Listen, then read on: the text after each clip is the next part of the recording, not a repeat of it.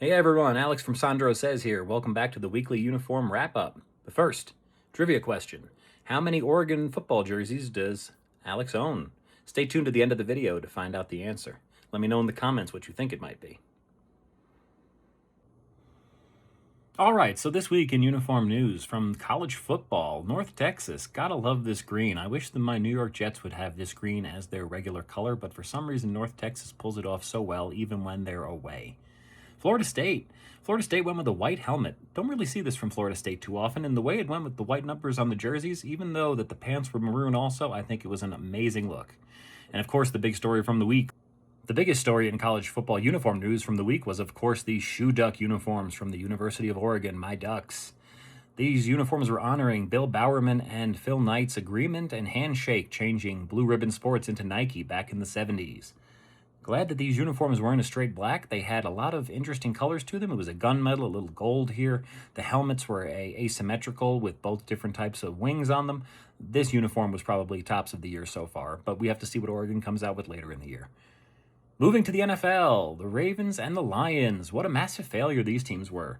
Ravens with their purple and the Lions with their blue. You figured this game would be a little more exciting, but no, it's not. It's actually pretty boring. Black versus white. Couldn't get any more boring than that. Panthers, finally wearing some black helmets with black pants. This is something that I think looks good on them. The silver is classic, but the black gives them a new look, and I think this would be a great way to update their uniforms for a modern fit. The Browns wearing all brown. I always wondered why the Browns wore an orange helmet instead of brown, but it looks great. It's unfortunate when they wear the mono brown, it's a little bizarre, but I think you kind of have to because they don't have a jersey to wear opposite it. You would have to wear brown, white, brown, and I think that wouldn't look right. The orange is their classic. The Jaguars, all I have to say about them this week is they finally look like a proper team wearing their original uniform set. They need to go back to these full time. As far as the Tampa Bay Buccaneers were concerned, it was a throwback week. They wore their Bucco Bruce white jerseys this week after wearing the orange creamsicle versions the last 2 years.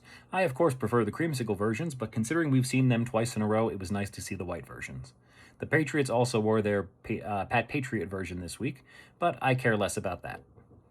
And as far as Thursday night football last week, Arizona Cardinals kicked off the Rivalry series with their amazing rivalry uniform. Up close and in person, it actually looked a lot better.